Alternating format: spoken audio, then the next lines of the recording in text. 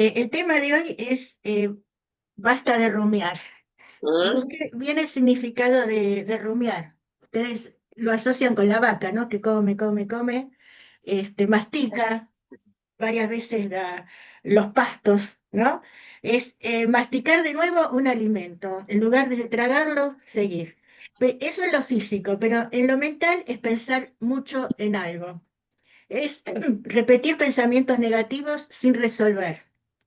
Es generar ansiedad o malestar constante. No podemos apagar la mente. No podemos apagar la mente. Es un patrón de pensamiento, entonces, repetitivo y obsesivo, que se enfoca en pensamientos negativos, ¿m? O problemas del pasado sin haber sido solucionados. Y pensamos, pensamos y no llegamos a ninguna solución útil. Tenemos miedo de perder el control. El enfoque es que no hay solución. En este caso, lo buscamos y no la encontramos. Entonces tenemos que identificar por qué estamos rumiando. Puede ser por culpa, punto uno, por culpa hacia nosotros o hacia otras personas. Nos decimos, uy, si hubiera hecho esto o lo otro, o dicho esto o dicho lo otro, o echarnos culpa. No todo esto es por mi culpa. Punto dos, pensar que no es justo. Es decirnos o preguntarnos, ¿por qué nos pasa a nosotros? Tercer punto, situaciones de relaciones pasadas que no terminaron bien, ¿no? Y podemos pensar que se puedan repetir en el futuro eso que nos pasó en el pasado. Punto cuatro, un evento pasado que me llevó a estar como estoy ahora, o sea, mal. Si estoy mal, pienso en que eso que me pasó y estoy así por eso que me pasó. Y punto cinco, tengo que pensar bien cuál es mi estado de ánimo cuando estoy rumiando, si estoy ansioso, si estoy deprimido, preguntarme por qué no superé ese tema que me tiene dando vuelta en la cabeza. Sexto punto, preocupación excesiva por el futuro, ¿no? Tenemos incertidumbre de cómo puede salir algún plan o proyecto que tenemos, preocuparnos. Punto siete es compararme con los demás, pensando que la vida de los otros parece mejor. ¿Por qué entonces rumiamos? Porque el cerebro está diseñado para resolver problemas, así que es normal que estemos pensando cómo resolverlos. Pero el problema es cuando se hace un hábito que no se ocupa mucho espacio mental, ¿m? Porque estamos programados No para son dos. enfocarnos en lo negativo. Claro. Lamentablemente es así, pero Dios no crió a Adán y Eva así. Solo que después del pecado para poder estar preparados para una amenaza o algún peligro, nuestro cerebro cambió a estar pensando en lo negativo, estar alerta por las dudas. ¿Se entiende hasta acá por qué? Muy bien. Así que pensar mucho en un tema que creemos que por más que si lo pensamos mucho, creemos que se va a solucionar. La mayoría de las veces no es así. A veces hay problemas que se solucionan durmiendo, en un sueño. No sé si les pasó. Es como que encontrás la solución a una cosa. La mente no distingue entre la reflexión útil y la rumiación. Entonces no sabemos cuándo parar, cuándo frenar.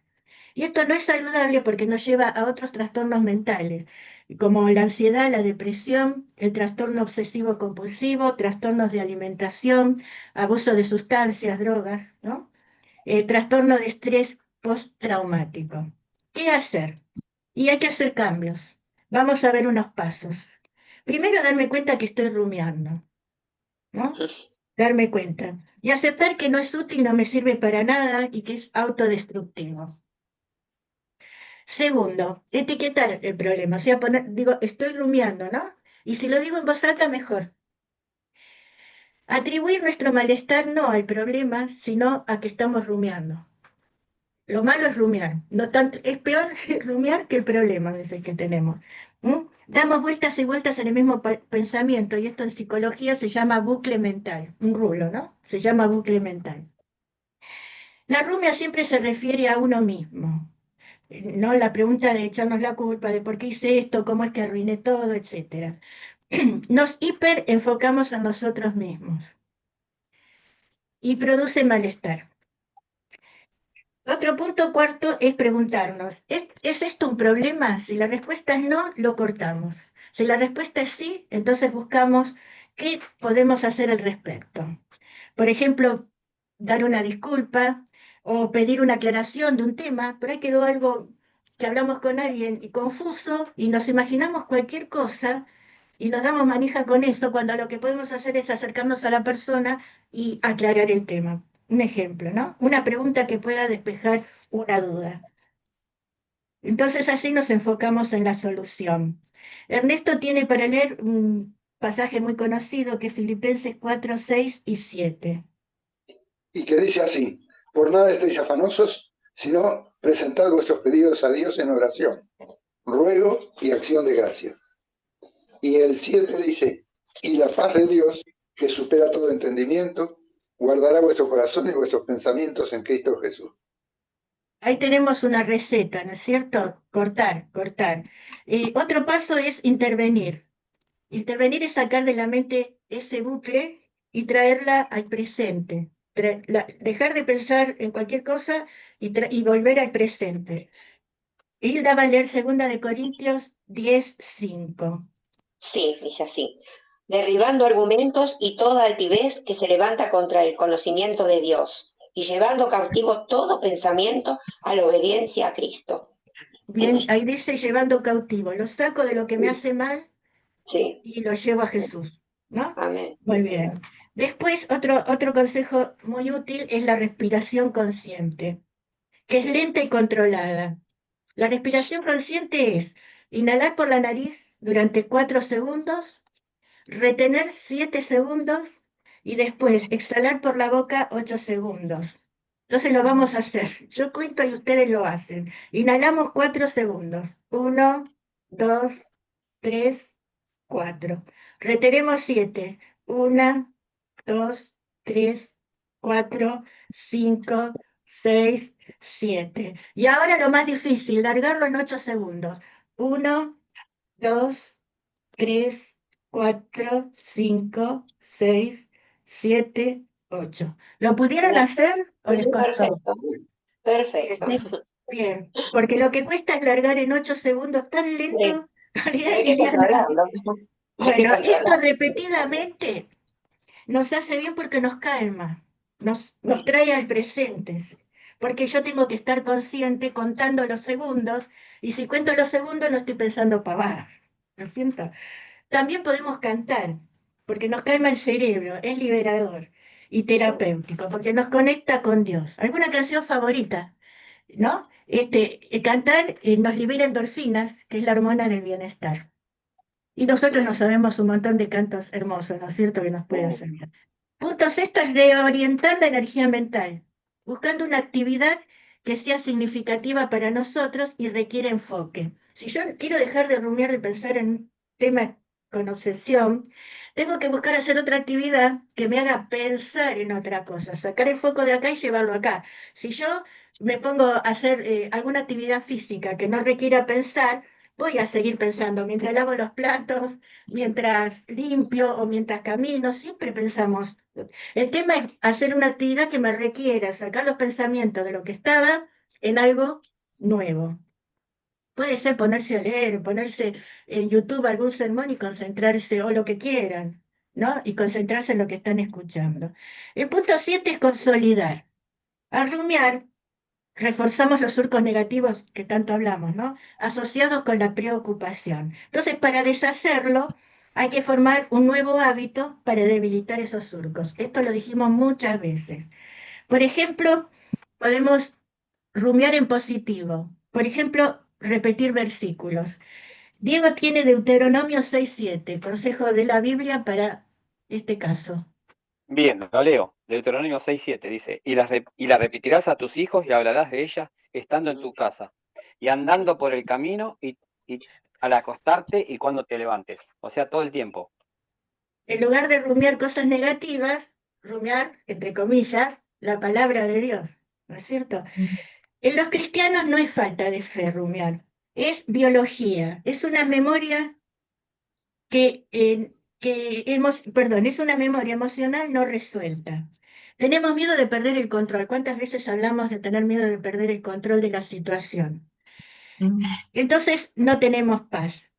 Pero el Espíritu Santo nos consuela y nos saca el miedo. Por eso Rita nos va a leer Isaías 26:3.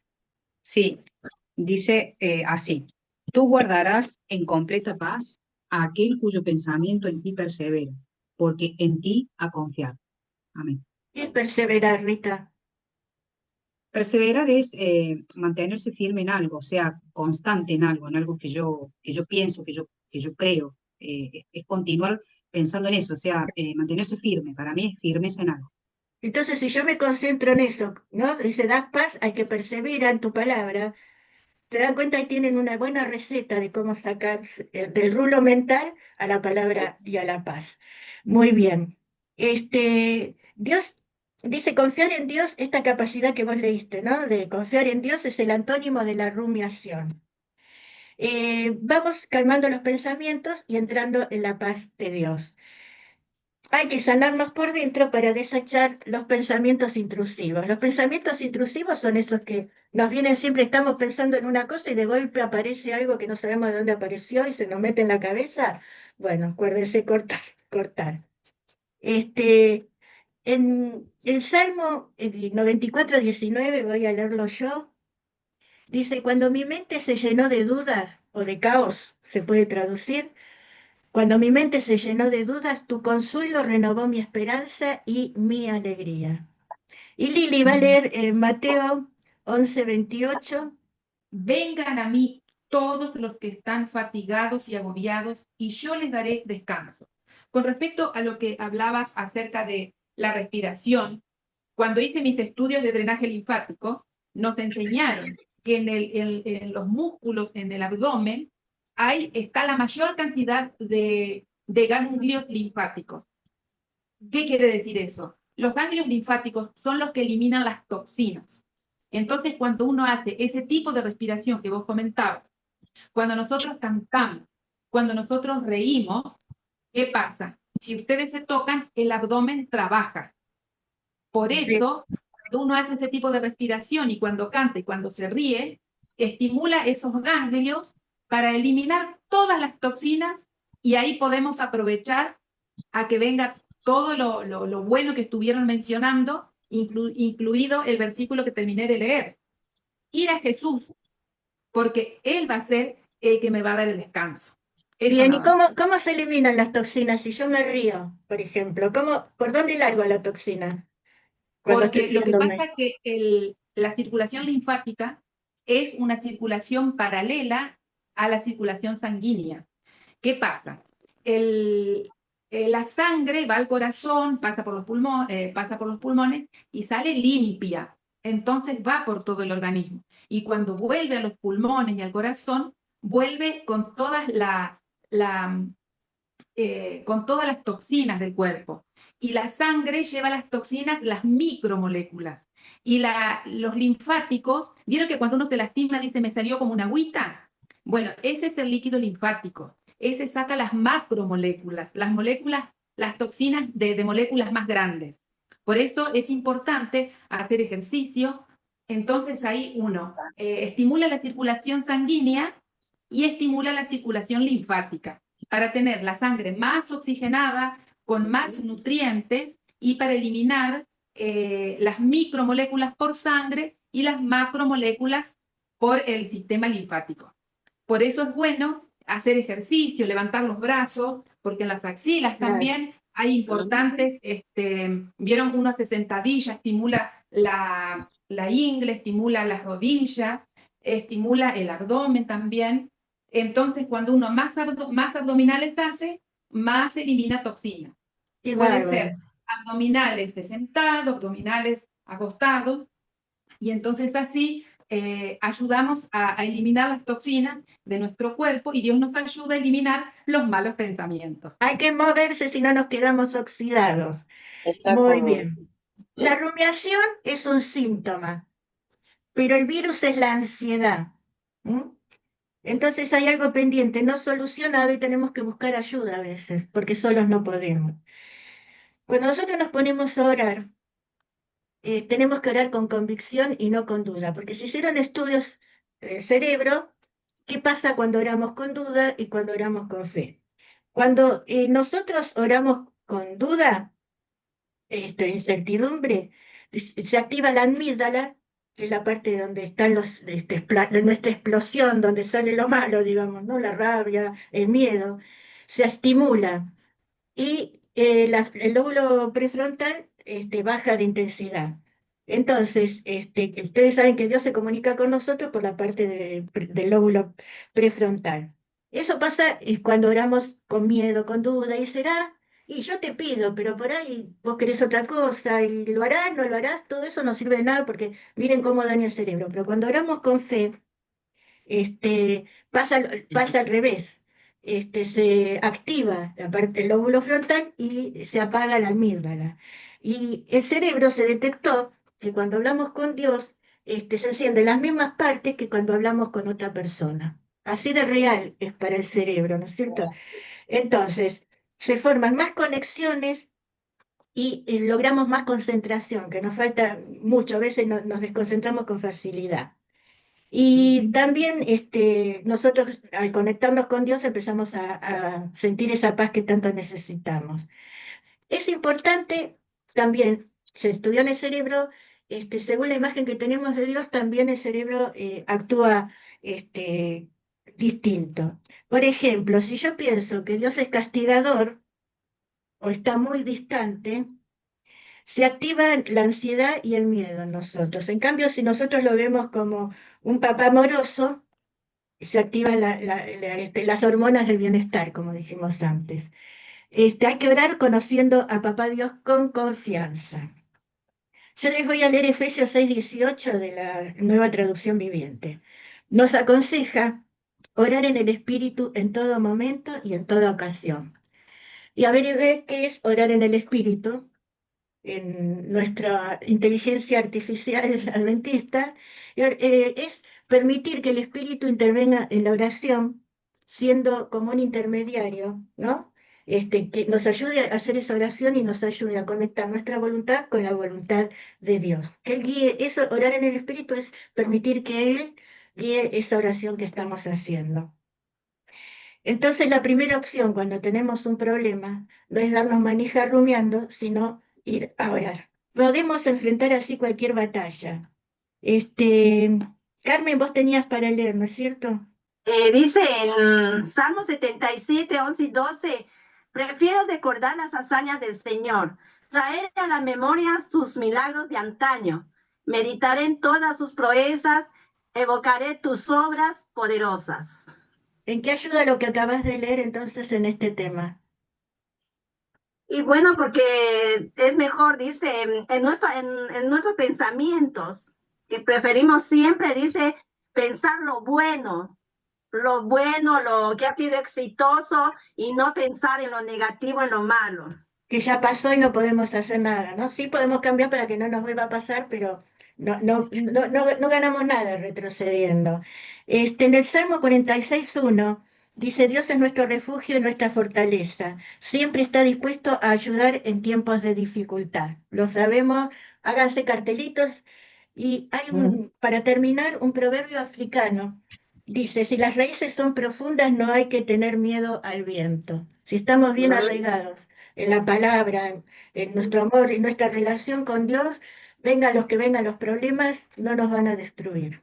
Sí, justamente lo que vos terminaste de leer en Efesios 6, 18, que habla acerca de la oración, dice, velando, en la última parte del versículo 18, velando en ello con perseverancia y súplica por todos los santos. O sea, cuando nosotros estamos en dificultades, no solamente orar por nosotros, sino olvidarnos un poquito de nosotros y orar por los otros, así como como, como Job, como él, cuando él oró por sus amigos, fue cuando Te curó, recibió la sanidad. sí. Cuando nosotros oramos por los demás, nos olvidamos un poquito de nuestros problemas, nos olvidamos de rumiar y pensamos en los demás, distraemos esos pensamientos de autocompasión, que nos hacen sentir pobrecitos porque estamos pasando por cierta situación. Entonces pensamos en los demás y ahí ya recibimos más sanidad todavía y dejamos de rumiar por todos nuestros problemas. Claro, aparte cuando uno ora por otro es porque lo ama. O sea, yo creo que Dios no necesita, pienso yo, millones de personas orando por un tema. La oración me hace bien a mí, porque al orar por otro yo estoy demostrando que quiero a esa persona y que confío en Dios para la solución de esa persona. Por eso Dios quiere que oremos y oremos por los demás, ¿es cierto? Y si no es como a nosotros nos gusta, tendremos que pedirle al Espíritu Santo que nos enseñe a aceptar Aprender. lo que la respuesta que él tenga, ¿no?